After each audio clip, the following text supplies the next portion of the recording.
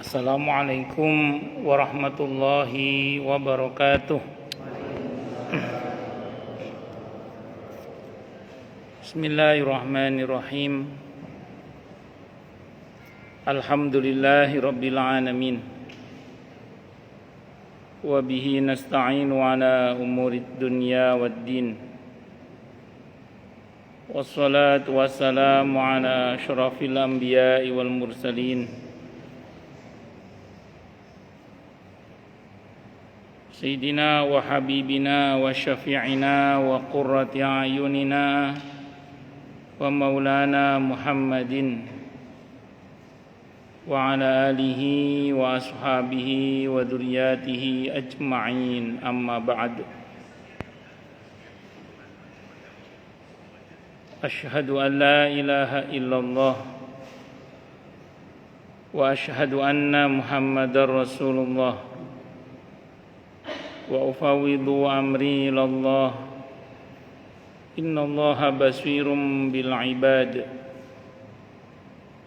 Hasbiyallahu la ilaha illa huwa alaihi tawakkaltu wa huwa rabbul arsyil azim.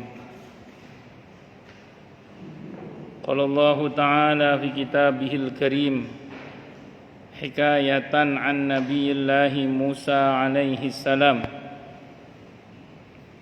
Rabbi syrah li sadri wa yassir li amri wahlul 'uqdatam min lisani yafqahu qawli.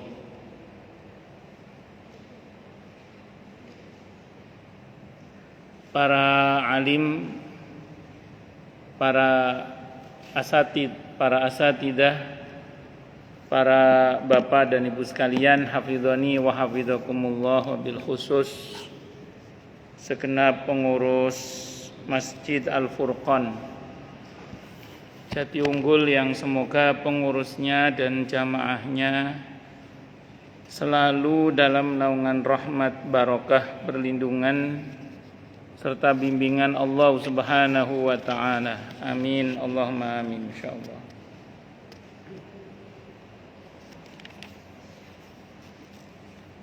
Allahumma inna nas'aluka ilman nafi'ah wa rizqan tayyiba wa amalan mutaqabbala wa fatahallahu lana futuhal arifin. Allahumma inna na'udzubika min ilmin la yanfa' wa amalin la yurfa' wa qalbin la yakhsha' wa du'a la yusma'.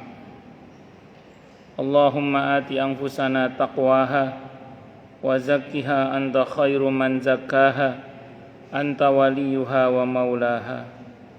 Allahumma barik lana fi Rajab wa Sya'banah wa ballighna Ramadhanah. Allahumma ighfir lana warhamna wa tub alaina. Amin, Allahumma amin, insyaallah. Masih melanjutkan kajian kita tentang kitab Riyadhus Shalihin karya Al-Imam An-Nawawi rahimahullah rahmatan wasi'ah wa rahimallahu ulama al-muslimin. Qala al-muallif rahimahullahu ta'ala wa nafa'ana bihi wa bi'ulumihi fid dharaini amin. Bismillahirrahmanirrahim. Wa an Ummi Atiyata, dan ceritakan dari Ummi Atiyah radhiyallahu anha, anna Rasulullah, sesungguhnya Rasulullah sallallahu alaihi wasallam, qala, beliau bersabda, lahunna fi ghasl ibnatihi Zainab radhiyallahu anha. Qala, bersabda siapa Nabi kita Muhammad SAW, lahunna, kepada para wanita yang bertugas fi ghasl ibnatihi Zainab, untuk memandikan jenazah putrinya Zainab. Nabi itu putrinya meninggal sebelum beliau, ya. Pertama Ummi Kulsum, yang kedua Zainab. Dua-duanya istri Sayyidina Utsman ibn Affan radhiyallahu anhu. maaf Ruqayyah kayaknya itu, bukan Zainab, Ruqayyah. Kalau Zainab itu ibunya Umamah. Jadi yang dinikahi Sayyidina Utsman Ruqayyah sama Ummi Kulsum. Mohon maaf saya salah. Kalau Zainab ini putri beliau juga, tapi dari masih bekas mantunya Abu Lahab. Tapi akhirnya cerai karena sejak turun larangan wanita muslimah menikahi laki-laki musyrik atau dinikahi laki-laki musyrik, dan tidak boleh itu. Terus diceraikan itu. Bukan diceraikan, dibatalkan pernikahannya.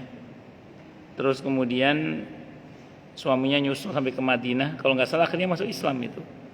Yang anaknya Abu Lahab itu, yang suaminya Zainab ini, ibunya dari Siti Umamah radhiyallahu anha, cucu Nabi yang wafat di pangkuan Nabi kita Muhammad sallallahu alaihi wasallam, yang Nabi nangis itu. Terus sahabat bertanya, air mata apa ini wahai Rasulullah? Nabi menjawab, ini air mata kasih sayang. Jadi man lam yarham lam yurham. Siapa yang tidak punya rasa kasih sayang tidak akan disayang. Berkata kepada para wanita yang hendak memandikan jenazah putrinya, oh ini bukan jenazah, ini putrinya masih hidup. Mohon maaf. Jadi Nabi punya petugas yang bertugas memandikan putrinya ini. Radhiyallahu anha, ibda'na bimayaminiha wa mawadhi'il wudu'i minha. Mulailah oleh kalian dari anggota tubuh sebelah kanannya dan anggota wudu'nya. Hadisnya muttafaqun alaih, Bukhari Muslim.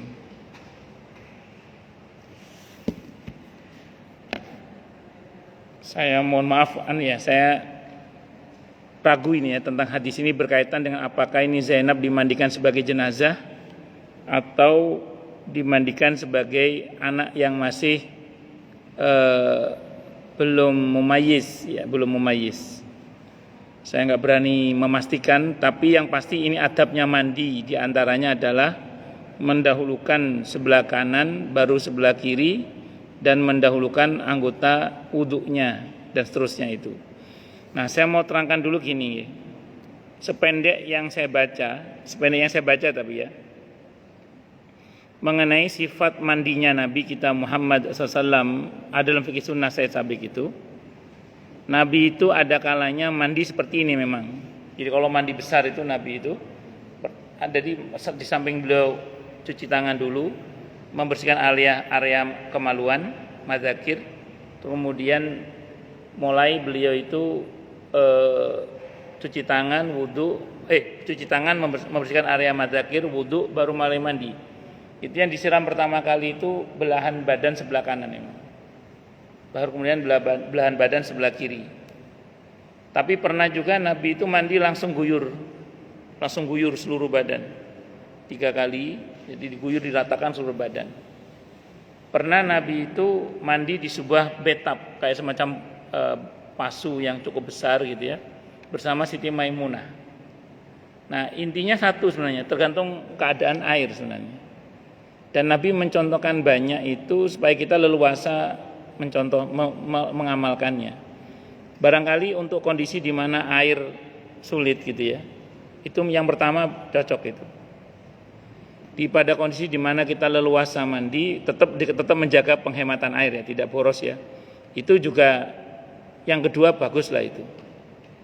Nah, bagi Anda yang punya kolam renang ya, langsung nyemplung di kolam renang itu juga nggak ada masalah. Kira-kira gitulah ya. Jadi semua ada contohnya dari Nabi kita Muhammad sallallahu alaihi wasallam.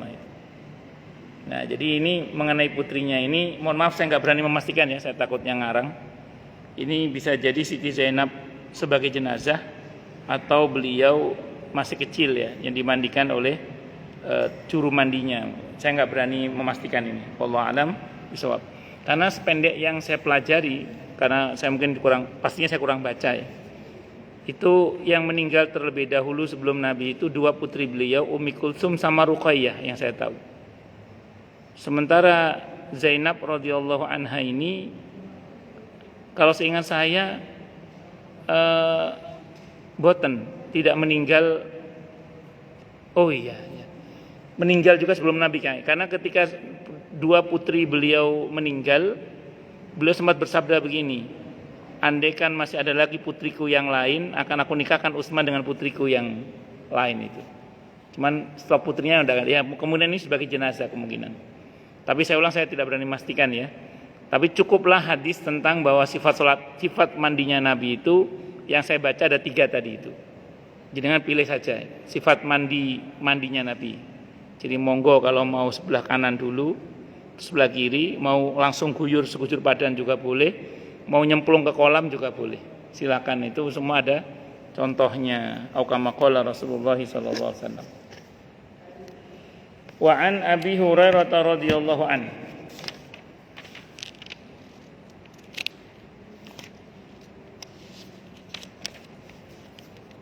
Dan diceritakan dari Abi Hurairah radhiyallahu anhu anna Rasulullah, sungguhnya Rasulullah sallallahu alaihi wasallam qala, beliau bersabda, Idan ta'ala ahadukum, apabila menggunakan sendal salah seorang di antara kalian, falyabda, maka mulailah bil yumna, dengan kaki yang kanan.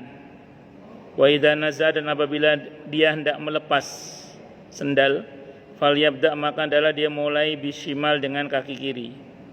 Ditakunil yumna, agar adalah yang kanan, awalahuma, adalah yang pertama dari keduanya, tun'alu, yang akan diberi sendal, wa akhiruhuma, dan yang paling terakhir, tunza'u, dilepas dari sendal. Muttafaqun alaih, Bukhari Muslim. Jadi kalau pakai sendal atau sepatu, kanan dulu baru kiri. Kalau ngelepas, kiri dulu baru kanan. Ya, Nabi maunya agar kaki kanan itu dahulu dalam menggunakan sendal dan paling akhir dilepas sendalnya. Ini sunnah ya. Kalau kita niati semua itu untuk mentaati dan mengikuti Rasulullah Muhammad SAW, ini perkara sepele sehari-hari. Kita menggunakan sendal pakai kaki kanan dan kaki kiri berikutnya, dan melepasnya kiri baru kanan. Setiap kita berbuat itu karena mengikuti sunnah Rasulullah Muhammad SAW, pertama kita dapat pahala, yang kedua dapat ampunan Allah, yang ketiga dapat cinta Allah.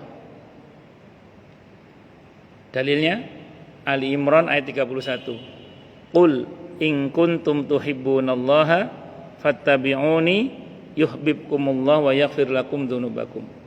Katakanlah wahai Nabi, kalau kalian mengaku cinta kepada Allah, maka ikutilah aku, maka Allah akan mencintai kalian dan mengampuni dosa-dosa kalian. Kita menggunakan sendal dengan cara seperti caranya Rasulullah Muhammad SAW.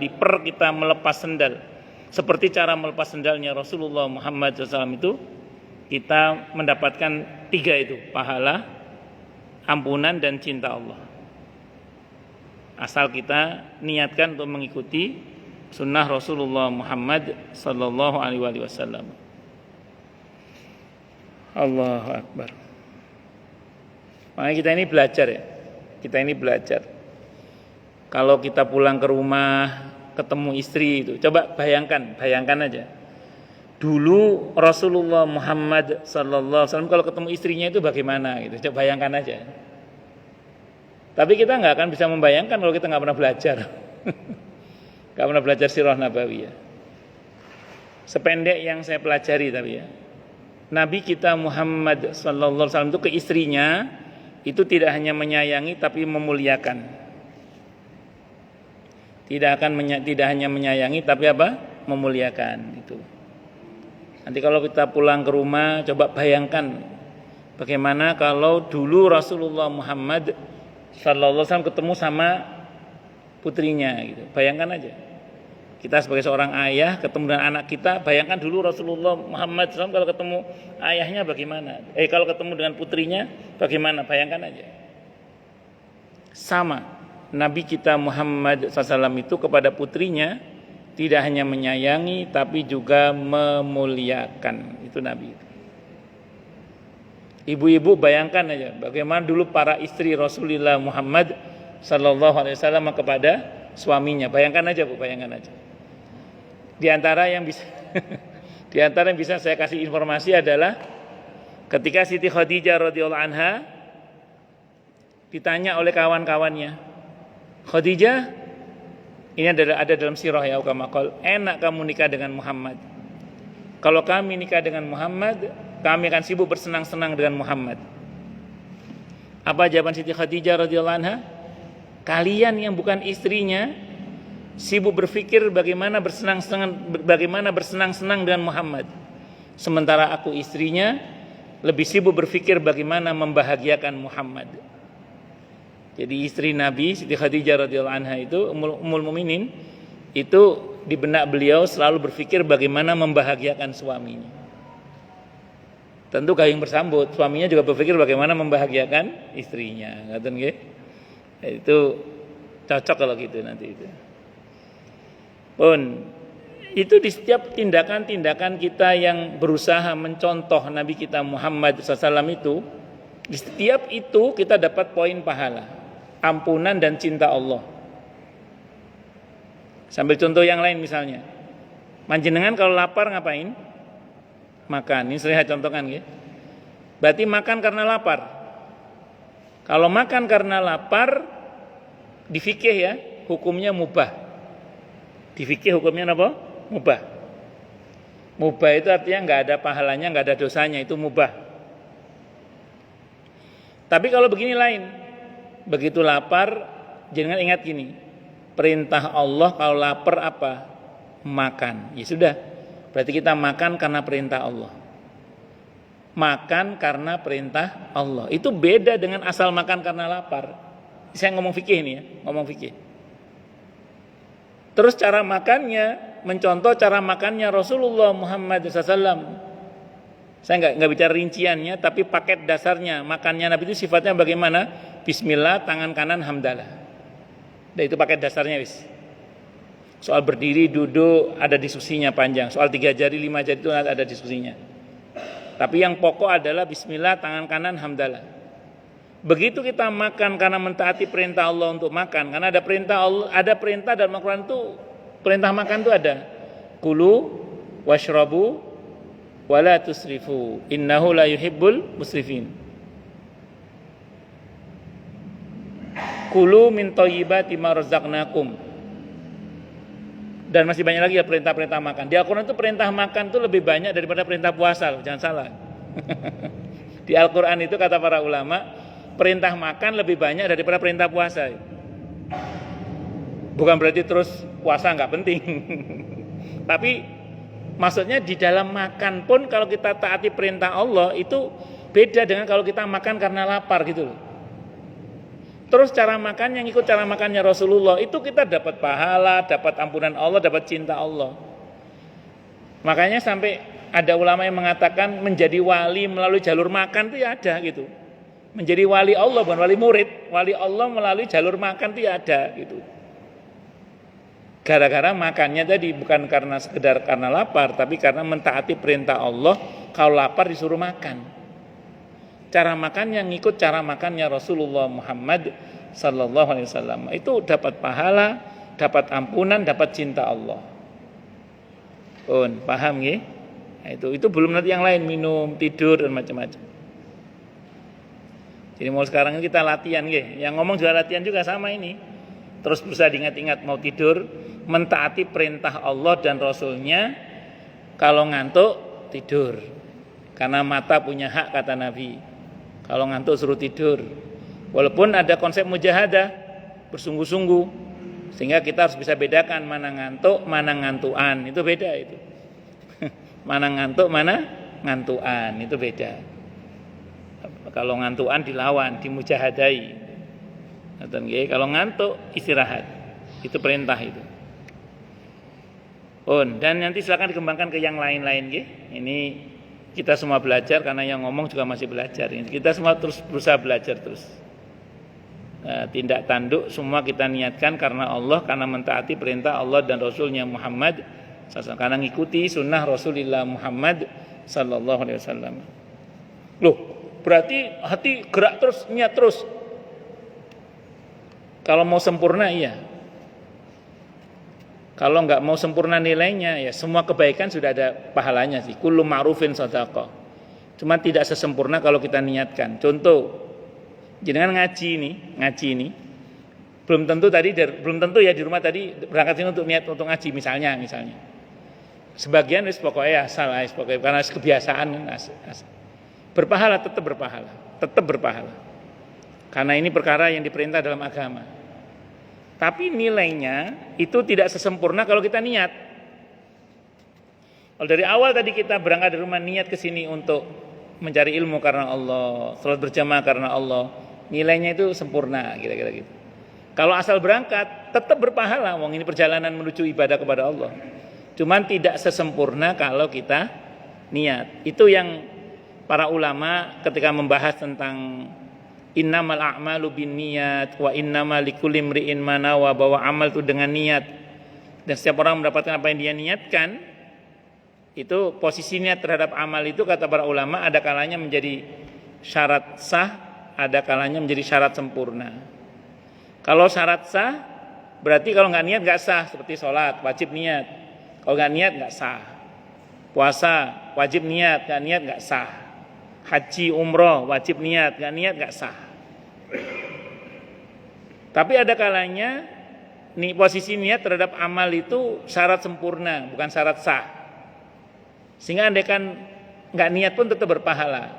Contoh ini tadi, datang sholat berjamaah di masjid, taklim, ini kan jelas perintah sudah, berpahala pasti insya Allah. Nah, tapi kita kalau meniatkan nilainya sempurna, ngaten lagi. Jadi kalau kita dari awal niat untuk mentaati perintah Allah taklim, untuk mentaati perintah Allah dan Rasulnya hadiri majelis ilmu, itu nilainya sempurna. Ngaten nggih, itu kelebihannya niat itu. Dan niat itu kalau bahasanya para ulama khairun, niyatul mukmini khairun min amalihi. Niatnya seorang mukmin itu lebih baik daripada amalnya. Kenapa? Niat ini tidak bisa terkontaminasi oleh riya. Niat itu. Kalau amal bisa terkontaminasi oleh riya. Niat walaupun tidak terlaksana kalau niat baik ya, sudah diberi pahala sekali utuh. Contoh jenengan misalnya udah berangkat niat taklim, udah berangkat. Sampai tengah jalan ketemu sama saudara yang mau ke rumah, enggak jadi taklim, balik lagi. Nah, sudah dapat pahala taklim sekali utuh. Itu kalau niat. Makanya kan dalam mazhab Syafi'i, kalau orang yang belum haji, setiap masuk musim haji wajib niat haji. Itu sependek yang saya ketahui dalam mazhab Syafi'i. Ada orang belum haji, setiap masuk musim haji, Dzulqa'dah, Dzulhijjah, itu sudah wajib niat haji. Itu andaikan sampai wafatnya kok belum haji, asal sudah niat haji, insya Allah sudah dapat pahala haji sekali. Ngaten nggih? Nah, itu keutamaannya niat. Kalau amal belum ada nilainya kalau belum dikerjakan. Tapi kalau niatnya sudah ada nilainya, niatnya itu. Nah, ini kita taklim baru ada nilainya ini. Kali 10, 100, 700 bahkan hingga tak berhingga. Tapi kalau niat sudah hasil walaupun nggak jadi, itu kalau niat itu. Ada ulama yang mengatakan nanti ya di yaumil hisab itu saat pembagian rapot ada orang yang terheran-heran dengan catatan amalnya. Kenapa? Ya Allah, perasaan saya tidak pernah berbuat sebanyak ini. Tapi kok ada catatan amalnya ini? Apa jawabannya? Ya, kamu memang nggak sempat berbuat itu, tapi kamu pernah niat untuk berbuat itu, sehingga kamu ada catatan amalnya di situ. Makanya milikilah niat-niat yang baik. Dan mungkin saya pernah sampaikan di sini ya tentang pentingnya niat yang baik, walaupun rasanya nggak mungkin itu jangan dibatalkan. Karena mungkin nggak kejadian di kita, tapi kejadian pada anak kita atau cucu kita. Saya sering contohkan di sini kisah Siti Maryam alaihissalam. Ibunda Siti Maryam alaihissalam, yaitu Hanna, istrinya Imran alaihi wassalatu wassalam, itu ketika hamil Siti Maryam bernadar, Inni nadartu ma fi batni muharraran fataqabbal minni. Ya Allah, pokoknya saya niatkan anak saya dan dalam perut ini akan saya jadikan sebagai muharrar. Muharrar itu kalau sekarang imam masjid lah, atau ustadz atau kiai lah. Karena bapaknya Imran itu imam masjid. Imam Masjidil Aqsa, Imran itu alaihi salam. Nah, terus ternyata begitu lahir perempuan. Berarti cita-citanya enggak tercapai toh? Tapi apakah ibunya Hana membatalkan cita-citanya? Enggak. Beliau tetap berusaha memenuhi janjinya, niatnya untuk membentuk putrinya sebagai ulama walaupun tidak mungkin jadi imam Masjidil Haram, imam Masjidil Aqsa. Maka dikirim ke pamannya Zakaria dengan sedikit ada drama itu tentang anak semua berebut ingin mendidik Maryam yang dimenangkan oleh Allah. Nabi Zakaria alaihissalam dikirim ke Nabi Zakaria. Ini dalil memesantrenkan anak itu, ini diantara dalilnya. Imran itu dipuji oleh Allah sekeluarga baik. Ternyata diantara metode pendidikannya dikirim ke ahlinya itu, yaitu dikirim putrinya ke siapa? Ke Nabi Zakaria yang notabene masih pamannya sendiri, pamannya dari jalur ibu kalau saya nggak salah itu. Nah, singkat kata singkat cerita, diasuh oleh Nabi Zakaria itu nanti dengan izin Allah melahirkan putra Nabi Isa alaihissalam. Itulah tercapai cita-cita ibunya Siti Maryam di generasi cucu.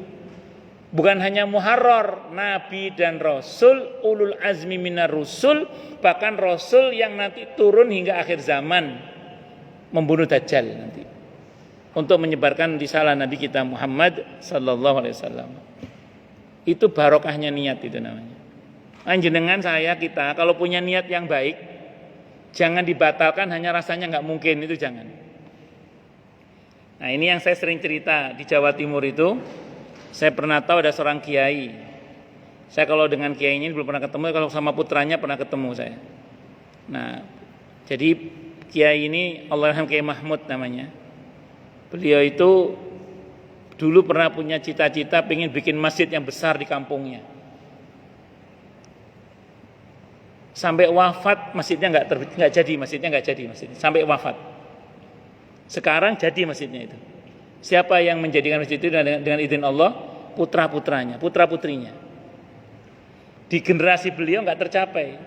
Putra-putrinya mewujudkan cita-cita ayahnya, terbentuk masjid yang besar di kampungnya sekarang. Masya Allah. Terus beliau itu Kiai Mahmud itu sangat ingin hafal Al-Quran. Dan beliau berusaha menghafalkan Al-Quran, kata cerita putranya. Bapak saya itu udah berusaha menghafalkan, tapi nggak hafal-hafal. Kan non saya mungkin kalau udah sepuh kan hafal 3 lupa 2, hafal 2 lupa 1, hafal 1 lupa semua itu loh. Tapi memang kalau orang tua itu teori menghafal Qurannya memang hafal karena walaupun nggak hafal-hafal gitu. Kiai Mahmud itu nggak nyerah, Kiai Mahmud itu rahimahullah. Beliau terus berusaha menghafalkan Quran itu. Sampai sedo, sampai wafat itu nggak hafal Quran beliau. Sampai sedo. Generasi putranya yang saya tahu tidak semuanya menjadi penghafal Quran 30 juz. Tapi sekarang cucu-cucunya hampir semuanya, mungkin semuanya cucunya hafal 30 juz Al-Quran. Sekarang ini cucu-cucunya, generasi cucu ini, saya bilang hampir semuanya karena masih produksi terus cucunya ini. Hampir semua cucunya hafal 30 juz Al-Quran. Hampir semua cucunya. Di generasi beliau nggak tercapai, generasi putranya nggak tercapai, generasi cucunya, hampir semua cucunya menghafal 30 juz. Allahu Akbar. Hanya kalau kita punya cita-cita, punya niat yang baik, jangan dibatalkan hanya karena nggak mungkin. Teruskan punya niat itu. Kalaupun tidak terjadi di kita, insya Allah dimudahkan pada generasi anak kita. Kalau enggak di cucu kita nanti, insya Allah. Itu barokahnya niat namanya. Itulah diantara makna niyatul mu'mini khairun min amalihi. Bisa dipahami ya? Nah, itu diantaranya itu. Niat, jangan dirubah niatnya. Walaupun rasanya enggak mungkin. Niat terus. Gitu. Jangan dibatalkan niatnya. Hanya gara-gara menurut kita enggak mungkin. Allahu Akbar. Wa an Hafsata dan cerita dari Hafsah radhiyallahu anha anna Rasulullah sungguhnya Rasulullah sallallahu alaihi wasallam karena adalah beliau yaj'alu yaminahu menjadikan sisi kanannya tangan kanannya li ta'ami untuk makanannya wa syarabihi dan minumannya wa siyabihi dan pakaiannya wa yaj'alu shimalahu dan beliau menjadikan tangan kirinya lima siwa dzalika untuk selain itu rawahu Abu Daud wa ghairuhu hadis Abi Dawud dan yang lainnya makan minum pakai baju kalau ditambah dengan hadis yang lain pakai sendal juga tadi kalau dikaitkan dengan yang lain masuk ke dalam masjid masuk ke dalam rumah itu beliau kaki kanan terlebih dahulu keluarnya pakai kaki kiri melepas sendal pakai kaki kiri melepas baju tangan kiri celana jadi kaki kiri dulu terus gitu. Itu kalau mau kita teruskan hadis ini tidak hanya 3 hal itu tapi ada yang lain-lainnya tadi. Itulah pentingnya kita memahami hadis itu tidak kita comot satu hadis langsung disimpulkan. Tapi satu hadis dikaitkan dengan hadis yang lain karena nanti kalau kita pahami hanya sebatas ini oh berarti sendal enggak masuk dong. Berarti pakai celana enggak masuk dong berarti. Masuk masjid enggak masuk enggak gitu. Karena nanti ada hadis yang lain yang menginformasikan ini. Karena gini ya, kadang satu riwayat itu disampaikan sebagiannya karena yang lain tidak disebut karena semua sudah maklum gitu loh. Kalau di dalam Alfiyah Ibnu Malik itu ada nadham yang berbunyi gini, wa hadhu ma yu'lamu jaidun kama taqulu zaidun ba'daman indakuma. Jadi membuang sesuatu yang dimaklumi.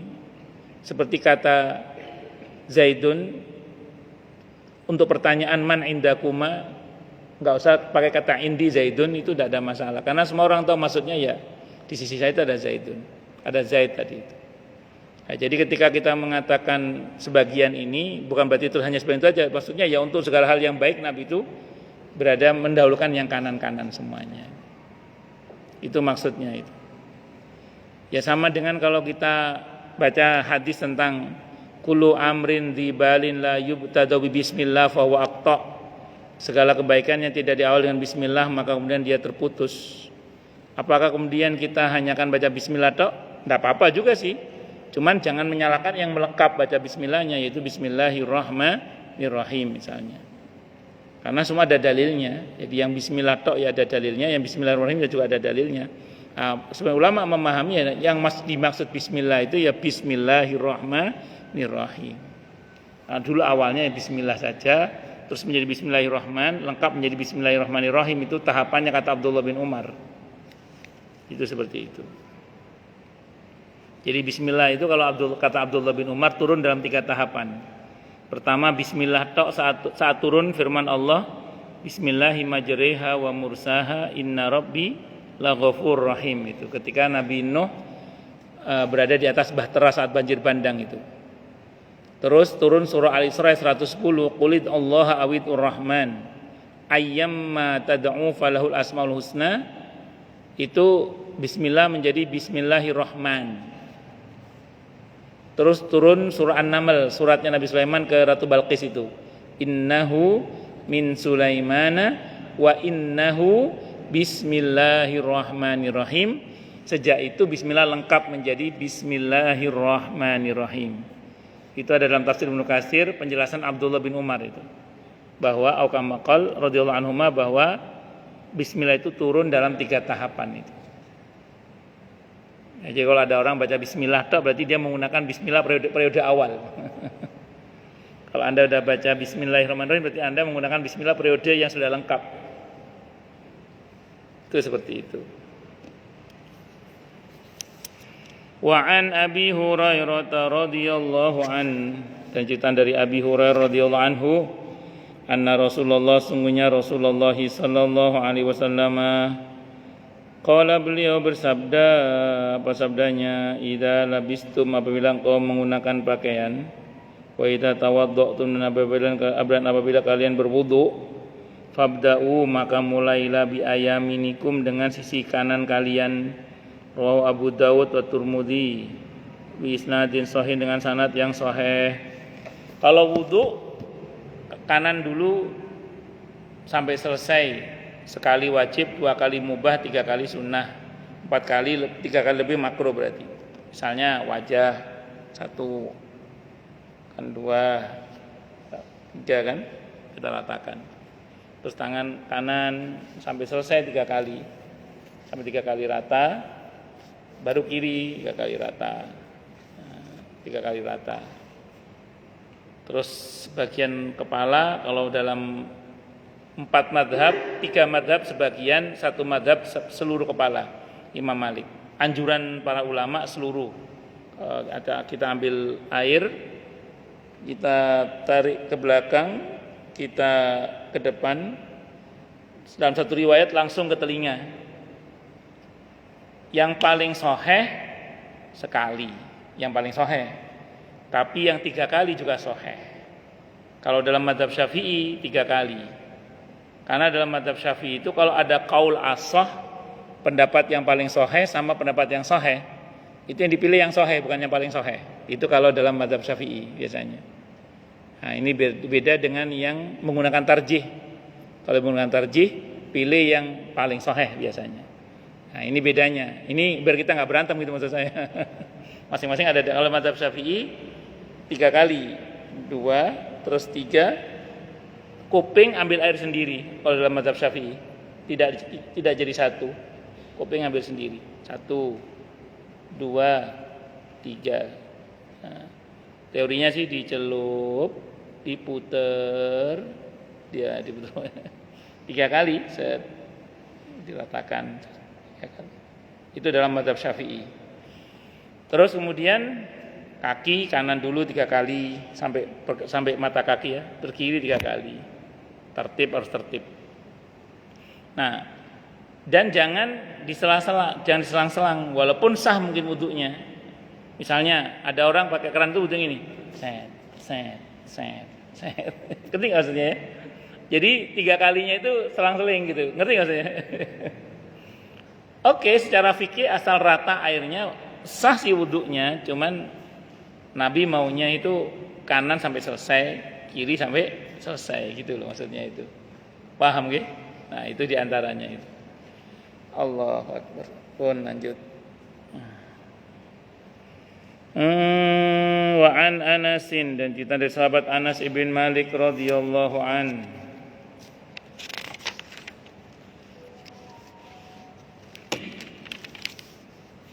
Wa an Anas, ini cerita dari sahabat Anas ibn Malik radhiyallahu anhu, anna Rasulullah, sungguhnya Rasulullah sallallahu alaihi wasallam ata Minan, mendatangi Mina. Fa'atal jamrota, maka Nabi mendatangi jumroh, melempar jumroh maksudnya. Maka beliau mendatangi Jamarat, kalau sekarang namanya Jamarat, sumur itu. Faromaha, maka Nabi melempar jumroh pada Jamarat itu. Summa ata manzilahu, dan beliau mendatangi tempatnya bimina, di Mina. Wa naharo, dan menyembelih. Summa qala, kemudian beliau bersabda, lil halaqi, kepada yang cukur, kepada tukang cukur maksud saya. Khud wa asyara ila janibihi al-aiman, ambil bagian dan mengisyaratkan di bagian kepala sebelah kanan. Sumal aisar, kemudian kepala sebelah kiri. Summa ja'ala yu'tihin nas, kemudian beliau menjadikan rambut beliau dibagi-bagi ke seluruh umat manusia. Jadi Nabi pas tahallul, beliau kasih isyarat ke tukang cukurnya, ambil rambut beliau sebelah kanan dulu, baru rambut sebelah kiri, terus rambut beliau dibagi-bagikan ke orang yang ada saat itu, karena rambut Nabi itu barokah. Khalid bin Walid radhiyallahu anhu termasuk yang menyimpan rambut Nabi di pecinya itu. Jadi Khalid bin Walid sahabat Nabi yang punya peci, di dalam pecinya ada rambut Nabi kita Muhammad SAW. Enggak syirik Ustaz, enggak. Ini rumusnya, saya beritahu ini rumusnya. Berharap berkah kepada Allah dari sesuatu yang dinyatakan ada berkahnya, itu boleh dalam Islam. Saya ulang ya. Berharap berkah kepada Allah dari sesuatu yang Allah dan Rasulnya memberitahu itu di situ ada berkahnya, itu boleh. Sambil contoh. Hujan itu kata Al-Quran ada berkahnya enggak? wa nazzalna minas sama'i ma'an mubaraka, dan kami turunkan air dari langit, air yang diberkahi. Maka berharap berkah kepada Allah dari air hujan boleh, ada dalilnya. Jenengan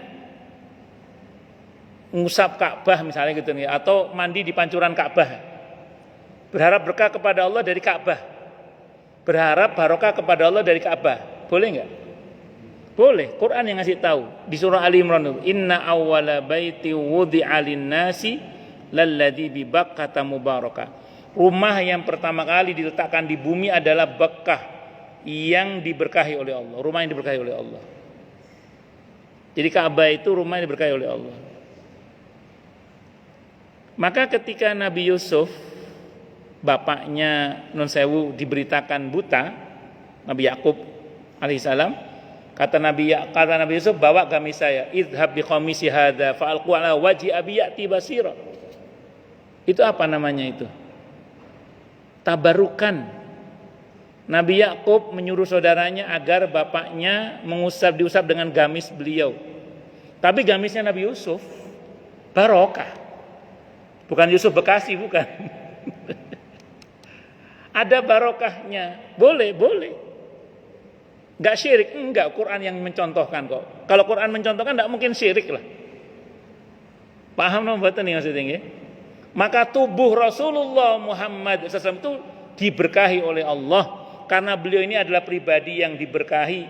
Nabi Isa saja diberkahi oleh Allah, apalagi Nabi Muhammad SAW. Apa kata Nabi Isa? Mubarakan ainama kunt. Aku ini diberkahi oleh Allah dimanapun aku berada. Kalau Nabi Isa diberkahi, apalagi Sayyidul Anbiya wal Mursalin.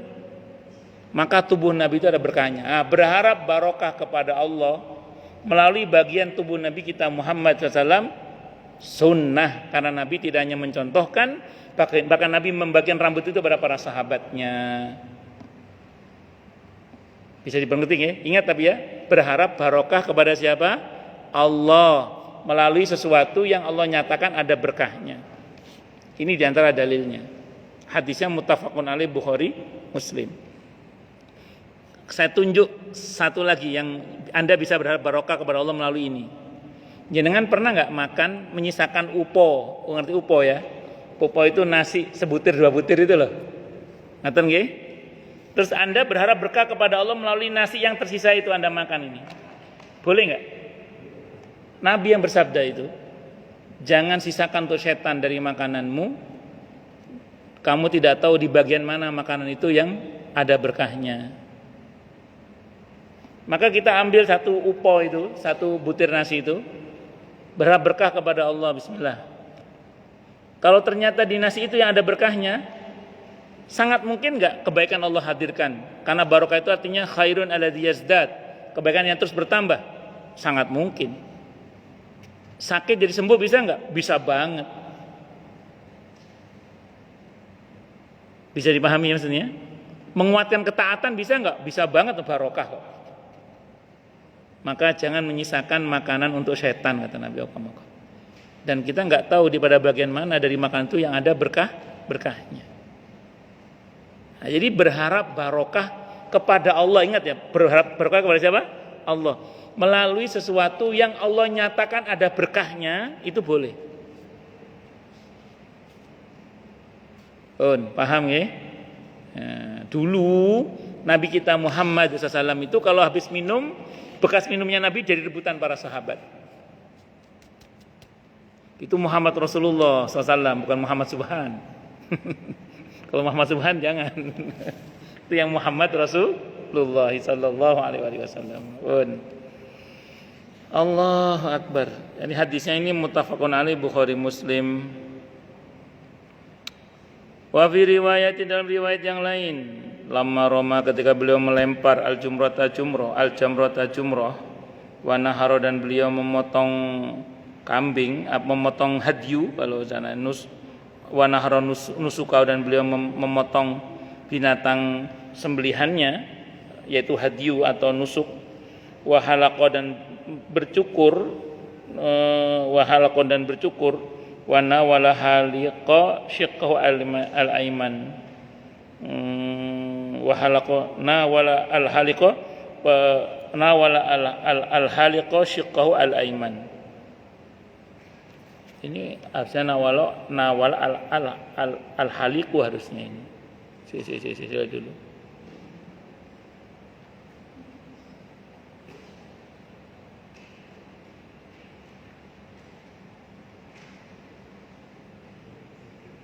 Oh, maknanya memberikan. Wahalaqo dan mencukur nawal al-haliqo shiqqahu al-aiman, dan Nabi menyerahkan maaf kepalanya kepada tukang cukur itu pada bagian kepala yang sebelah kanan untuk dicukur maksudnya. Fahalaqo, maka mencukurlah tukang cukur itu kepala Nabi kita Muhammad SAW. Kemudian summa da'a, kemudian beliau berdoa. Kemudian beliau memanggil Abu Thalhah Al-Ansari radhiyallahu anhu, fa'atahu iyahu, maka beliau memberikan kepada Abu Thalhah itu rambut beliau. Sumana walau asyiqal aisar, kemudian beliau memotong menyuruh tukang cukur tadi agar memotong kepala sebelah kiri, sisi kiri. Faqala, maka beliau bersabda, ihlik fahalaqahu, maka beliau cukurlah, maka tukang cukur itu mencukurnya. Fa'atahu Abu Thalhah, maka beliau menyerahkan rambutnya itu kepada Abu Thalhah. Faqala, maka bersabda, iksimha bainan nas, bagikan rambutnya kepada seluruh umat manusia.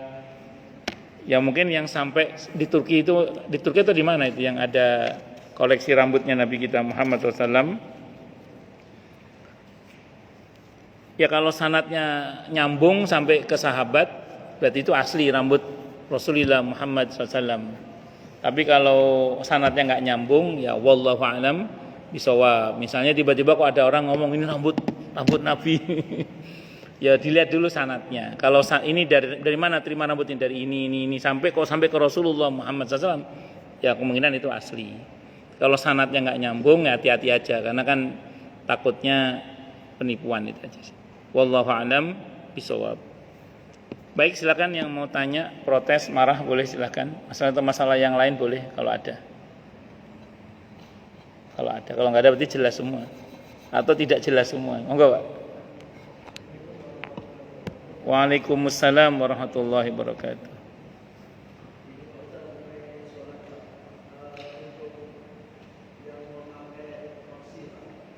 Okay.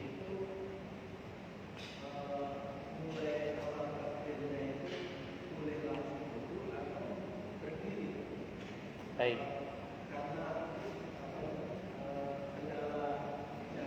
Ya, baik. Waalaikumsalam warahmatullahi wabarakatuh.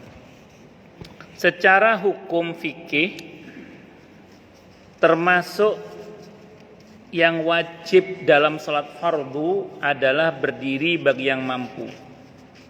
Jadi berdiri bagi yang mampu ini termasuk syarat sahnya salat. Jadi berdiri bagi yang mampu, termasuk kewajiban di dalam salat fardu maksud saya. Maka kalau sekiranya panjenengan yang sakit itu masih sanggup berdiri, wajib berdiri. Nah, adapun nanti rukuk dan sujudnya semampunya. Rukuk dan sujudnya semampunya.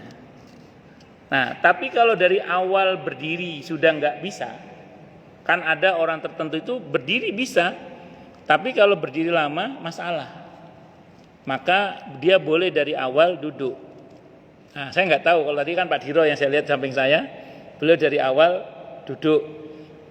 Yang tahu kondisi beliau, saya nggak berani nyalahkan kalau saya tadi ya, kata Pak Diro misalnya. Kalau Pak Suyono berdiri kalau beliau. Nanti pas ruku sujudnya semampunya. Jadi yang tahu kondisi seseorang ya orang itu. Nah, maka kalau siapapun ya, tidak hanya Pak Diro, siapapun yang atau Pak Haji Hidan, nah itu kalau sekiranya masih mampu berdiri. Tapi kalau dari awal udah nggak mampu karena kondisi masyaqqat sulit, maka dari awal duduk tidak apa-apa, tidak ada masalah. Jadi monggo diukur mawon kemampuan. Jadi kalau sekiranya berdiri itu memaksakan, tidak usah dipaksakan, duduk saja tidak apa-apa. Kenapa? Karena al-masyaqqatu tajlibu taisir. Kondisi yang sulit itu menarik pada kemudahan. Jadi harus ngukur kemampuan masing-masing ya. Kalau merasa ringan berdiri, wajib berdiri. Tapi kalau dirasa payah, berdiri itu payah, sulit, atau bahkan masyaqqat, sulit tadi itu, maka duduk tidak ada masalah. Kenapa? Karena al-masyaqqatu tajribu taisir. Kondisi yang sulit itu menarik kepada kemudahan. Wallahu a'lam bishawab. Ngaten nggih? Nggih. Monggo Pak Diro, monggo Pak. Assalamualaikum warahmatullahi wabarakatuh. Waalaikumsalam warahmatullahi wabarakatuh. Kita sudah tahu semua kejadian di masjid sekarang sudah termasuk mundur, di mana kita tahu bahwa ada suatu keajaiban atau orang tidak mengerti apa yang terjadi. Yang pertama yaitu masjid yang masih utuh, padahal lingkungannya sudah terbakar semua. Yang kedua, saat imam masjid itu memandangkan azan, di mana ceritakan bahwa api tidak jadi mendekat, langsung berbalik arah. Itu cerita dari orang Indonesia. Yang ketiga yaitu Al-Quran, di mana ada rumah yang terbakar habis, tapi ada Al-Quran yang mana masih utuh tanpa sedikit pun terbakar, sehingga di situ menjadi sangat heran kenapa bisa seperti itu. Yang keempat yaitu di mana saat Donald Trump bilang nanti kalau mau jadi presiden mau Gaza mau dibikin neraka. Ternyata Allah tidak memasak di akhirat, tapi di dunia pun bisa langsung memasaknya. Karena itu buat dibagi kita bahwa kalau sebelum terjadi ini kan sepertinya Israel Amerika itu menghabisi orang Palestina sampai puluhan ribu lebih. Kita sebagai manusia yang itu berpikiran kok tidak ada balasan di mana Amerika itu sangat berbuat sadis. Alhamdulillah sekarang ini sebagian sudah ada balasannya. Barangkali kita mengetahui bahwa azab Allah itu atau ini bisa terjadi kapanpun. Matur nuwun informasinipun. Beberapa waktu Pak Diro ngirim video berkali-kali ke saya, Masya Allah, Alhamdulillah. Ya, dan memang itu bagian dari tanda-tanda kebesaran Allah. Terlepas dari apakah itu valid atau tidak beritanya terkait dengan yang rincian-rincian tadi itu, tapi yang pasti di balik bencana itu memang seringkali Allah tampakkan tanda-tanda kekuasaannya. Ya seperti pas Aceh terjadi tsunami itu kan real, itu Masjid Baitur Rahman itu kan air tidak masuk, bahkan banyak orang yang mengungsi ke situ. Ada satu kampung yang di bibir pantai dengan izin Allah selamat karena ternyata makmur musolanya di situ. Dan masih banyak lagi lah contoh-contoh yang, atau yang di Purbalingga itu yang ada satu rumahnya guru ngaji itu yang longsor itu melingkarinya, tidak menerjangnya. Ternyata itu rumah guru ngaji misalnya. Ya, begitulah seringkali kadang di balik musibah itu Allah tampakkan tanda-tanda kekuasaannya sehingga ada yang dikecualikan. Tapi terlepas dari bencana yang ada ini Pak Dirong, terlepas dari itu, sebenarnya dari dulu Israel, negara Israel CS dan konco-konconya lah, itu sudah diadab oleh Allah sebenarnya. Cuman dalam wujud yang kita tidak bisa melihat secara kasat mata, yaitu dalam bentuk ketakutan-ketakutan itu. Kan mereka luar biasa ketakutannya sebenarnya. Kita ini alhamdulillah Pak bisa tidur nyenyak. Mereka belum tentu bisa tidur nyenyak Pak. Mereka dihantui ketakutan yang enggak jelas pokoknya. Sementara penduduk Palestina itu orang-orang yang tidak takut mati mereka itu. Itu suaka politik ditawarkan oleh Eropa untuk mereka ngungsi, enggak ada satupun dari mereka, dari baik yang maksudnya tidak ada kelompok dari mereka yang mau ngungsi. Walaupun laki perempuan, muslim atau non muslimnya. Kalau terjadi di negara lain kan udah pada. Nah, itulah tanda-tanda kekuasaan Allah yang luar biasa nggih. Saya kira itu, wallahu a'lam Bisa nggih matur nuwun Pak Dira informasi niku. Kalau tadi kenapa posanya Ini yang ini monggo ini kan alasan beliau ini monggo. saya sambil itu.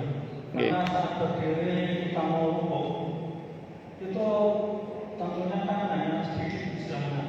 Kita menghindari untuk jangan begitu tunduk sekali, sehingga kalau berdiri rukuknya sedikit kan kayaknya orang itu pada heran.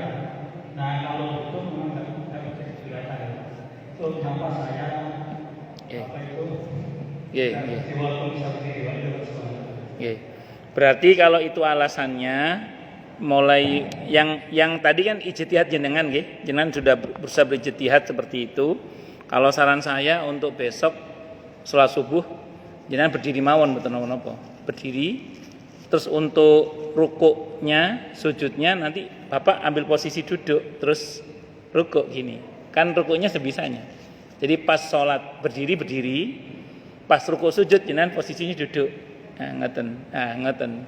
Jadi posisinya ngeten. Jadi pas salatnya berdiri, pas rukuk sujudnya duduk mboten napa-napa semampunya namanya. Ngeten nggih? Nggih. Yang lalu biar berlalu ilmu qad salaf. Itu ijtihad jenengan lah. Ya. Mas saya tadi enggak negur kenapa? Karena yang tahu kondisi Pak Diro kan Pak Diro. Tadi kenapa saya enggak negur Bapak? Itu karena yang tahu kondisi jenengan kan jenengan toh. Ya, makanya kalau kondisinya seperti itu, berarti besok berdiri, saat rukuk, sujud, duduk. Ngaten. Nggih, ngaten nggih. Wallahu a'lam bishawab. Nggih. Monggo Pak Parti.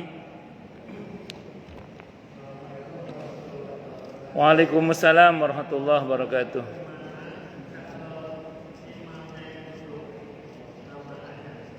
Bagaimana kalau